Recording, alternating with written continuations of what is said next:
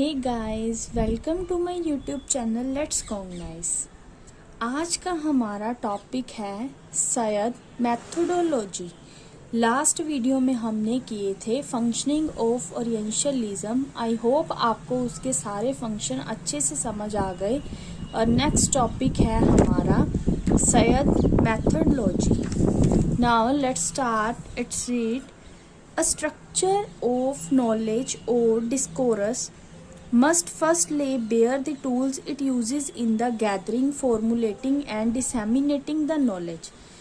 सयद की मैथोडोलॉजी में क्या है, उसने क्या कहा है, जो भी टूल यूज़ हो रहे हैं नॉलेज को गैदर करने में, फॉर्मुलेट करने में और डिसेमिनेट करने में, उनको क्या है सबसे पहले बेयर करना चाहिए।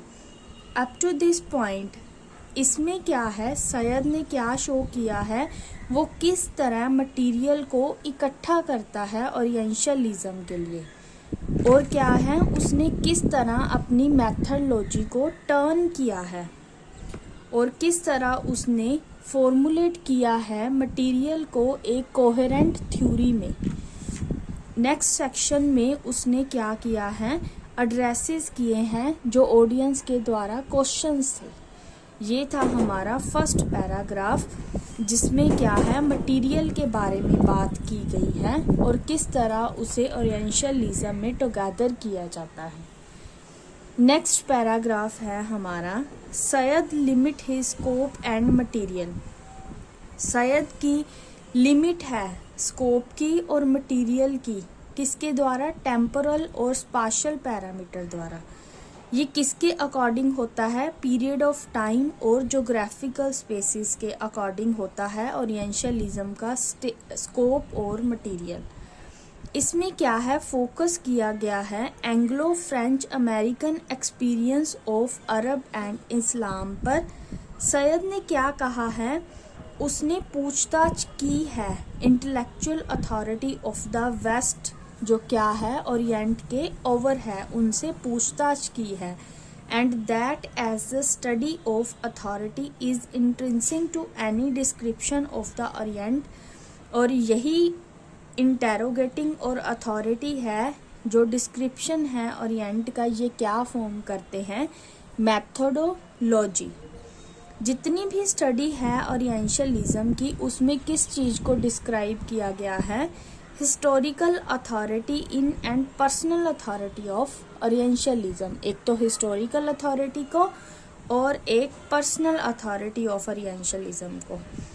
क्योंकि क्या है, सयद के अकॉर्डिंग इसमें क्या है, अथॉरिटी को भी एनालाइज किया गया है। सयद ने फोर्सफुली आर्गू किया, मतलब उसे इंटेरोगेट अथॉरिटी की ज़रूरत थी, मतलब पूछताछ करने की। उसने क्या कहा, यहाँ कुछ भी मिस्टीरियस और नेचुरल नहीं है, मीन्स टू से रहस्यमय नहीं है। अथॉरिटी इज कॉन्शियसली फॉर्म्ड, जो अथॉरिटी है उसे कॉन्शियसली बनाया जाता है। यह क्या है, इरेडिएटेड है, और ये क्या है, इंटेलिजिबल है। देन इट इज डिसेमिनेटेड, इसे बनाने के बाद ही इसे डिसेमिनेट मीन्स टू से प्रसारित किया जाता है और डिस्ट्रीब्यूट किया जाता है। Further more authority has status, authority का एक स्टेटस है। And it is well known for the dominant power और अथॉरिटी, और ये क्या है, एक डोमिनेंट पावर है, अथॉरिटी है। इसे इस्टेब्लिश किया गया था कैनन ऑफ टेस्ट और वैल्यू फॉर अ सोसाइटी के लिए। जो डोमिनेंट पावर है वो क्या है, अथॉरिटी को होल्ड करती है और डिफाइन करती है डोमिनेंट आइडियोलॉजी को, सो दैट इट बिकम, इसीलिए क्या है, डिफ़िकल्ट है डिस्गाइज करना कि ये जो डिग्निफाई है ट्रू है।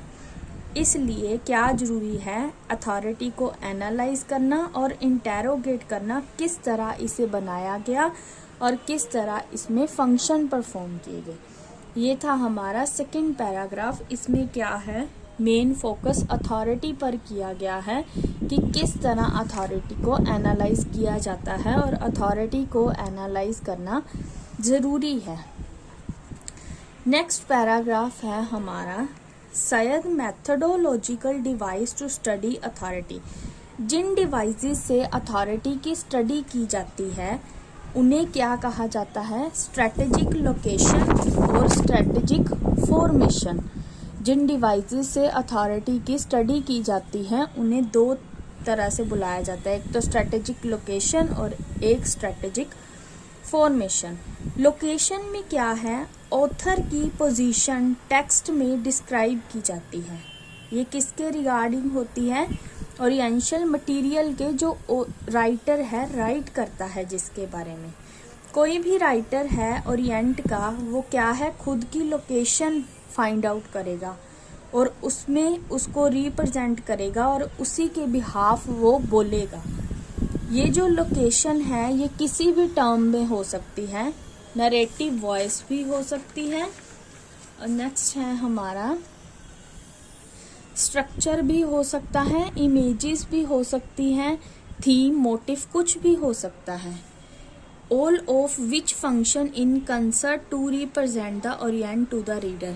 ये जो भी है, वॉइस है, स्ट्रक्चर है, इमेज है, थीम है, मोटिव है, ये सारे फंक्शन हैं जो संगीत में रिप्रेजेंट किए जाते हैं रीडर के लिए, ओरिएंट के रीडर के लिए।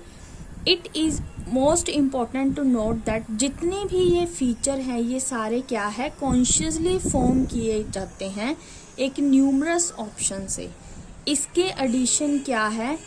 ईच टेक्स्ट अलाइन, हर टेक्स्ट अलाइन खुद किया जाता है स्ट्रेटेजिकली एक टेक्स्ट को फॉर्मेट करने के लिए। इसमें क्या है? खुद के वर्क को एफिलिएट किया जाता है ऑडियंस के साथ और ओरिएंट खुद करता है ये सब कुछ। Over time these formation, time के अकॉर्डिंग क्या है? ये जो फॉर्मेशन करते हैं ओरिएंटलिज्म की, कुछ भी राइट करते हैं राइटर थिंकर, इनसे क्या है? जो स्ट्रेंथ है वो गेन होती है और उनको अथॉरिटी मिलती है इंस्टीट्यूशन और डिस्कोर्सेस से। ये जो फॉर्मेशन है इसकी एनालाइज की जाती है। इसमें क्या है? रिलेशनशिप दिखाया गया है वर्क्स, ऑडियंस और particular aspect of the Orient में। कुछ एग्जाम्पल्स हैं इस फॉर्मेशन की, जैसे सब genre, theological study, travel book and oriental fantasies. ये क्या है? ओरिएंटल की फॉर्मेशंस की कुछ एग्जाम्पल्स हैं। नेक्स्ट पैराग्राफ है हमारा, Syed is not interested in analysis that lies hidden within the Oriental text. Syed क्या है? इंटरेस्टेड नहीं है जो ओरिएंटल के पीछे लाइज छुपा है उसके लिए, but rather focus on the, वो किससे इंटरेस्ट करता है? मतलब किस में इंटरेस्ट रखता है? टेक्स्ट की एक्सटीरियरिटी में, मतलब टेक्स्ट की बाहरीता में। Syed is not concerned with the close reading the text itself. Syed को क्लोज रीडिंग ऑफ टेक्स्ट के बारे में कुछ लेना देना नहीं है। ही इंटरेस्टेड इन स्टडिंग, वो किस में इंटरेस्ट रखता है? स्टडी करने में, किस तरह पोएट और स्कॉलर रिप्रेजेंट कर रहे हैं ओरिएंट को और वे किस तरह ओरिएंट को डिस्क्राइब कर रहे हैं, उसे किस तरह बोल रहे हैं, और नेचुरल डिस्क्रिप्शन क्या है ओरिएंट की। No great original that need to be study, see how closely it has been depicted. As he had argued earlier, उसने ज़्यादा इम्फेसिस उस फैक्ट पर दिया जिसमें क्या थी? ओरिएंट की रिप्रेजेंटेशन थी और उससे क्या थी? रिप्रेजेंटेशंस की ज़रूरत थी। और एविडेंस किसका था? मतलब जो प्रूफ था वो किस में देखने को मिलता था? स्टाइल में, फिगर ऑफ स्पीच में, सेटिंग में, नरेटिव डिवाइसेस में और हिस्टोरिकल एंड सोशल सर्कमस्टांसेस में। ये जो मेथडोलॉजी है ओरिएंटलिज्म की, ये किसके रिलेटेड थी? लोकेशन के रिलेटेड और formation of the writer and the text, writer की टेक्स्ट फॉर्मेशन के लिए। और इसमें क्या था? इंटेरोगेट की बात की गई थी एविडेंस के लिए, किस तरह ओरिएंट को कंस्ट्रक्ट किया जाता है और रिप्रेजेंट किया जाता है एक पर्टिकुलर ऑर्डर में, अलाइन में, और ओरिएंटल्स राइटिंग्स कैसे की जाती हैं। This bring us to the next section, who was focus Edward Said actually aiming the text at. Edward Said का मेन एम क्या है टेक्स्ट के लिए? Who was he writing for? किसके लिए लिखा जाता है। Let us try and analyse who is reader were. हम ट्राई करते हैं, इसे एनालाइज करते हैं कि रीडर कौन है। ये थी हमारी सैयद मेथोडोलॉजी। इसके नेक्स्ट 2 पार्ट्स हैं मेथोडोलॉजी के। एक तो है सैयद ऑडियंस और सेकंड पार्ट है Syed Palestinian background. Syed audience में क्या दिया गया है। Syed has several audience in mind. Syed के दिमाग में काफ़ी ऑडियंस है वाइल राइटिंग हिज बुक। जब वो क्या है, बुक राइटिंग कर रहा है।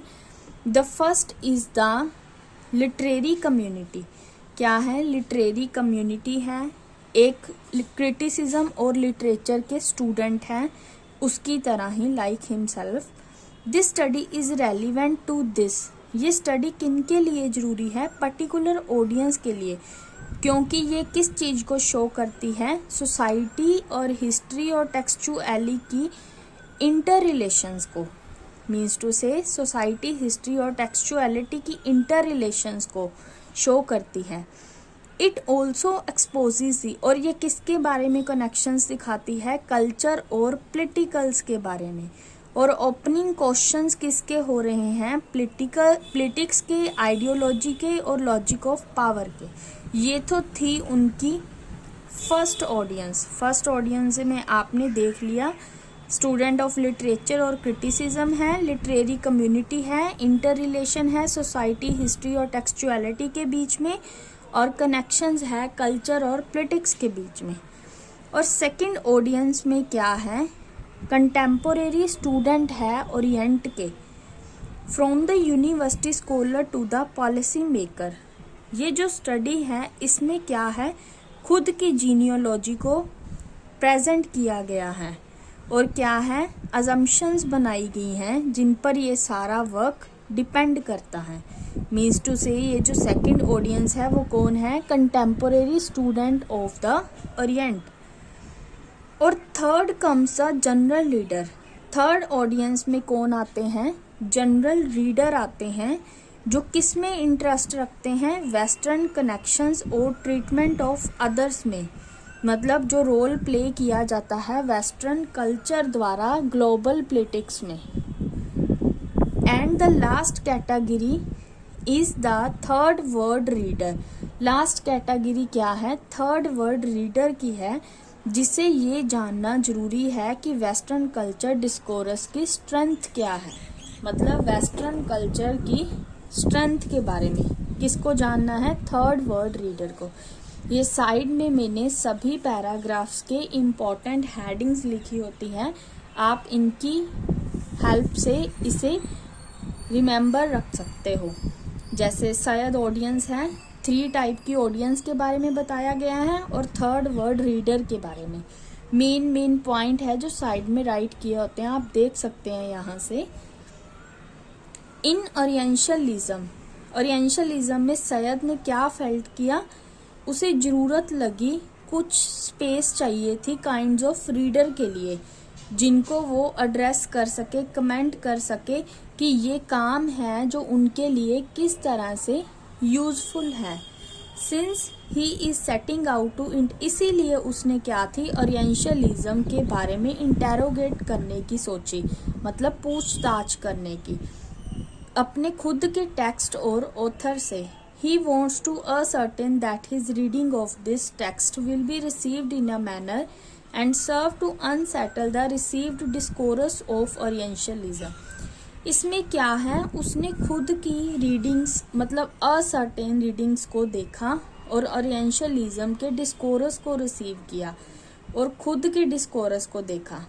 As a professor of literature, मतलब एक लिटरेचर का प्रोफेसर होने के नाते और क्रिटिसिज्म का, लिटरेचर और क्रिटिसिज्म का प्रोफेसर होने के नाते, मतलब किस तरह गाइड करेगा वो रीडर को कि इस बुक को कैसे पढ़ना चाहिए, मतलब ओरिएंटलिज्म की स्टडी कैसे करनी है।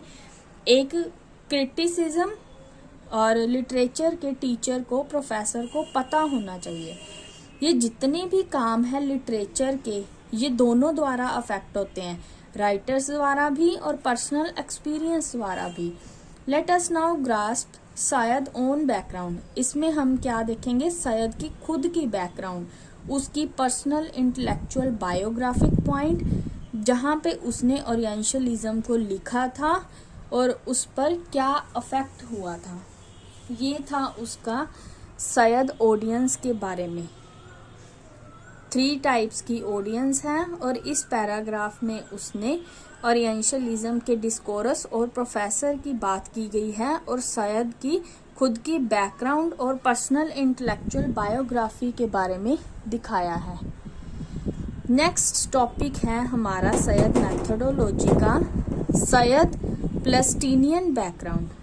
ये जो आर्गुमेंट है इसमें सैयद ने इन्वेस्टिगेट किया खुद को, मतलब इन्वेस्टिगेटिंग टर्न की खुद की, ये देखने के लिए उसने खुद की हिस्टोरिकल, सोशो पोलिटिकल, जोग्राफिकल और नेशनल लोकेशन को देखा कि किस तरह ओरिएंट की कंस्ट्रक्शन ऑफ नॉलेज इफेक्ट होती है। And to see he acknowledge that he has personal, मतलब उसकी पर्सनल इन्वेस्टमेंट कितनी हुई थी इसकी स्टडी करने के लिए, ओरिएंटलिज्म की स्टडी करने के लिए, मतलब उसने खुद की बैकग्राउंड को देखा। इसमें सारा सैयद की बैकग्राउंड के बारे में बताया गया है। वो क्या है, किसमें ग्रू अप हुआ था, पैलेस्टाइन और इजिप्ट में। ये दोनों किसकी कॉलोनीज थी, ब्रिटिश की कॉलोनीज थी।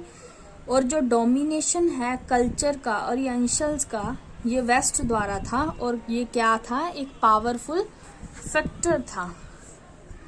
नेक्स्ट पैराग्राफ है हमारा सैयद गेस्चर टॉवर्ड द, सैयद ने किसको गेस्चर किए, वेस्टर्न एजुकेशन को जो ब्रिटिश कॉलोनीज में थे, as well as in the United State में थे, मतलब उनको पॉइंट किया जो वेस्टर्न एजुकेशन की जाती थी ब्रिटिश कॉलोनीज में और यूनाइटेड स्टेट में, जिसमें किसको पॉइंट किया गया था, मतलब ओरिएंटल की जागरूकता को, awareness of being an oriental, मतलब ओरिएंटल होने की जागरूकता को। But he only parenthetically locate the construction of this discourse of orientalism. But इसमें किसको फाइंड आउट किया गया, ओरिएंटलिज्म डिस्कोर्स की कंस्ट्रक्शन को, और किसके द्वारा इनेबल किया गया, ये वेस्टर्न एजुकेशन के द्वारा। और नेक्स्ट है इसमें क्या है, लिटरेरी क्रिटिक की स्पेशलाइजेशन के बारे में बात की गई है। जितनी भी इन्वोकेशन है लिटरेरी क्रिटिक्स की, जैसे फुकोल्ट, ग्राम्स्की, रेमोंड विलियम, इसमें ये क्या थे, अवेयर थे लिटरेरी थ्योरी से और इनके पास क्या थी, इमेंस नॉलेज थी high canon of European literature की, जिसमें इन्होंने टूल्स दिए जिसके द्वारा क्या था, कल्चरल हैगमोनी ऑफ वेस्ट से पूछताछ की जाती थी ओरिएंट की ओरिएंटलाइजिंग के लिए। और जितने भी एक्सपीरियंस थे इसमें क्या थे, बुक जो राइट की गई थी उसको राइज किया। और क्या थे, जो अरब पैलेस्टीनियन थे जो अमेरिका में रह रहे थे वो काफ़ी उससे डिसहार्टनिंग हुए। नेक्स्ट है कुछ इम्पोर्टेंट लाइंस हैं, the web of racism, culture stereotypes, political imperialism, dehumanising ideology holding in the Arab and the Muslim is very strong indeed. मतलब ये जो वेब है, जैसे राशिज्म हो गया, पॉलिटिकल इंपीरियलिज्म, डिह्यूमनाइजिंग आइडियोलॉजी, ये जो भी है अरब में और मुस्लिम में, ये क्या है, काफ़ी स्ट्रॉन्ग इंडीड है। और ये क्या है, एक तरह का वेब है जिसमें क्या है, पैलेस्टीनियन को फील होता है, मतलब उसने खुद की डेस्टिनी को यूनिकली पनिश किया है।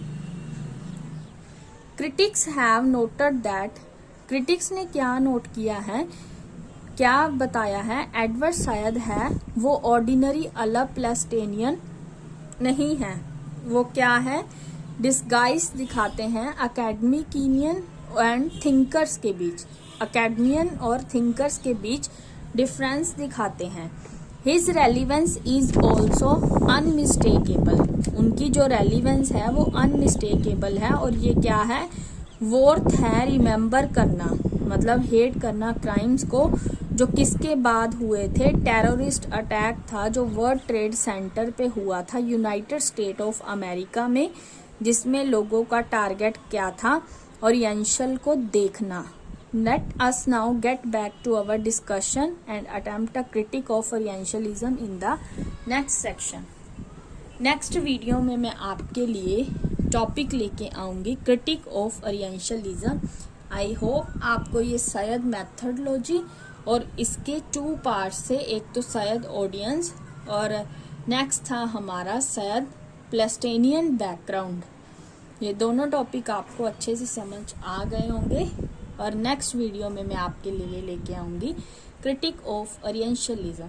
अगर आपको ये वीडियो अच्छा लगा, please subscribe this channel and press the like button and also press the bell icon to get notification of all more videos related to MEG 10 and about the Orientalism.